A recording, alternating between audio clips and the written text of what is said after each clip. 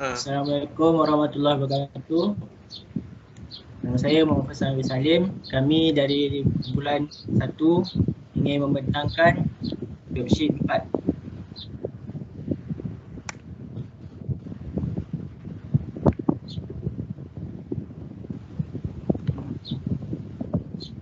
Okay, untuk pengenalan, pembinaan negara bangsa merupakan matlamat utama sesebuah negara dan boleh dianggap sebagai kemuncak kejayaan bagi sesebuah negara.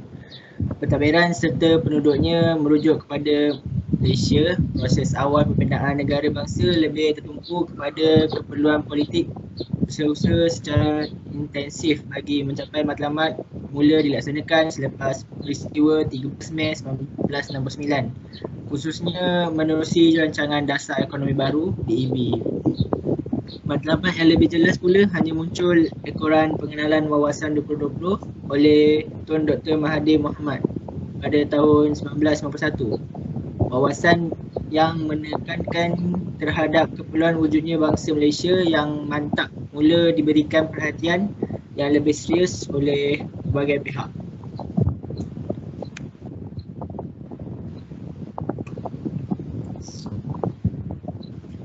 Okay, untuk permasalahan kajian ini, yang pertama, apakah langkah permulaan British untuk menjajah tanah Melayu?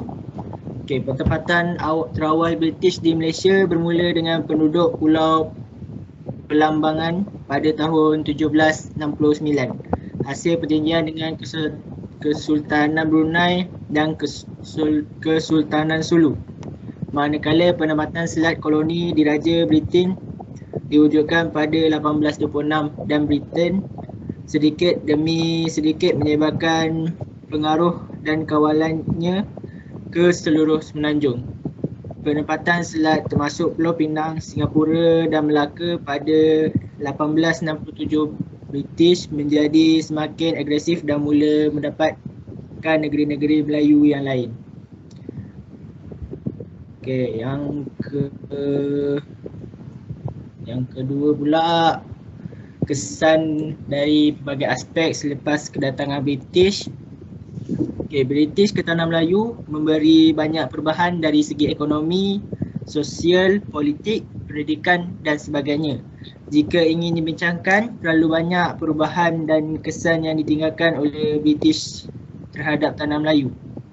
Tanah Melayu merupakan tanah jajahan yang banyak memberikan keuntungan terhadap British. Oleh itu, dasar pentadbiran British adalah untuk memungut hasil kekayaan di Tanah Melayu. Okay, yang ketiga, langkah yang diambil oleh Kerajaan Tanah Melayu untuk mencapai kemerdekaan adalah Perjanjian Persekutuan Tanah Melayu 1948 adalah pengganti kepada Perlembagaan Malayan Union pada 1946 yang telah dimasuhkan. Okay, ia menjadi corak kepada pembinaan sebuah negara bangsa yang 9 tahun kemudiannya digantikan dengan Perlembagaan Persekutuan iaitu Perlembagaan Merdeka 1957. Namun kedua-duanya perlembagaan yang terdahulu, perlembagaan kepada Perlembagaan Merdeka, tidak digantikan atas sebab yang sama.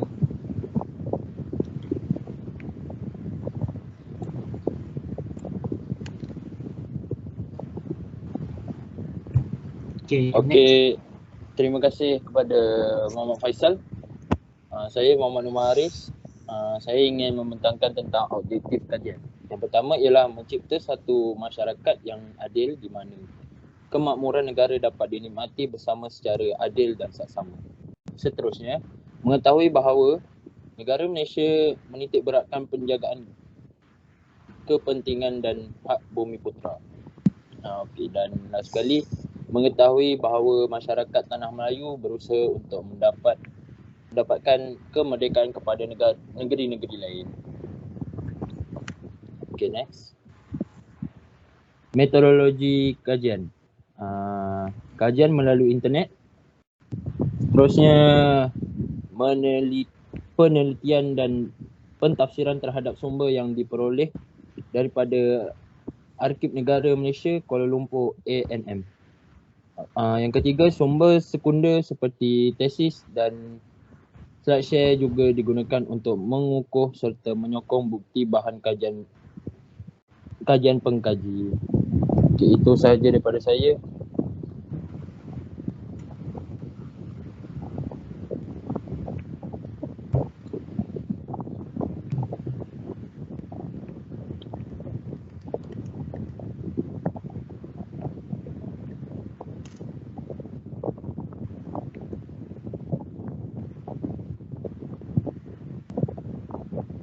Seterusnya, Ahmad Farhan.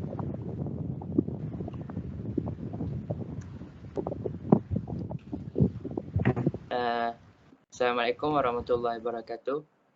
Nama saya Ahmad Farhan Al-Bayhaqi dari kelas divisi 2B. Seterusnya saya sambung dengan pembentangan ini daripada skop kajian apa yang grup kami buat. Dari segi skop aspek, pengkaji memilih untuk membuat pengkajian mengenai penubuhan negara Malaysia sebagai teras utama pembentukan bangsa dan negara Malaysia, serta dapat menjadikan negara Malaysia kekal sebagai negara yang merdeka sehingga kini.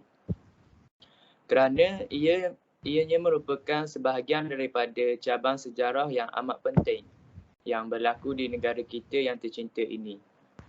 Penelitian juga akan difokuskan kepada usaha para pemimpin yang memimpin negara kita untuk mencapai kemerdekaan. Seterusnya, dari segi skop masa, kajian ini menumpukan kepada pembentukan negara Malaysia. Skop masa 1945-1963 dipilih memandangkan kajian mengenai penubuhan negara Malaysia sebagai teras utama pembentukan bangsa dan negara Malaysia, serta dapat menjadikan negara Malaysia kekal sebagai negara yang merdeka sehingga kini.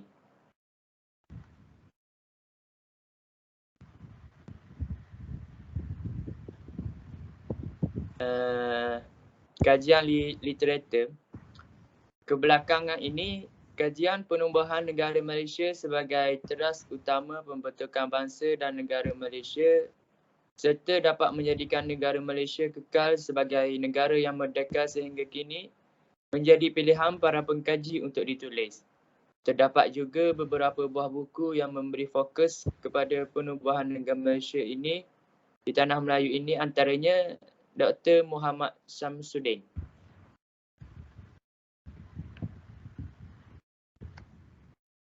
Terima kasih Ahmad Farhan. Assalamualaikum warahmatullahi wabarakatuh. Nama saya Muhammad Hafiz Azim daripada divisi 2B, ingin membentangkan mengenai pembahagian bab. Bab pertama adalah mengenai pendahuluan yang merupakan pengenalan kepada kajian dengan memberi tumpuan dan penjelasan terhadap perkara-perkara asas kajian. Manakala dalam bab kedua, ianya menyentuh tentang latar belakang penubuhan negara Malaysia. Ianya memberi kesan kepada hak kaum bumi putera kerana sebelum penyertaan Sabah dan Sarawak ke dalam Malaysia, nasib penduduk di wilayah ini tidak sama dengan nasib penduduk di semenanjung Tanah Melayu, terutamanya pada golongan bumi putera.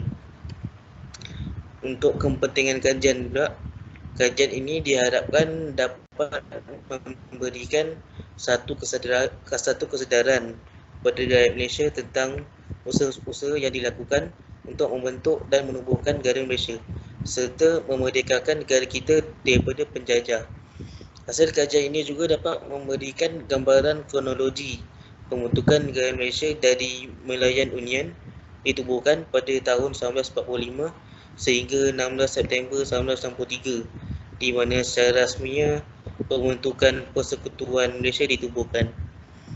Kajian ini juga dapat menceritakan tentang betapa pentingnya untuk menubuhkan Persekutuan Negara Malaysia, kerana dengan pembentukan negara Malaysia, kita dapat mengelakkan ancaman dan jajahan daripada komunis yang telah menjajah ke negara kita.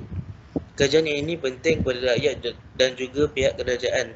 Hal ini kerana ianya dapat dijadikan sebagai panduan dan suri teladan yang penting kepada kita supaya kita selalu akan beringat kepada pengorbanan dan sumbangan yang dilakukan oleh mereka yang terlibat untuk memerdekakan negara kita yang tercinta ini. Sekian daripada kami, kumpulan 1. Terima kasih.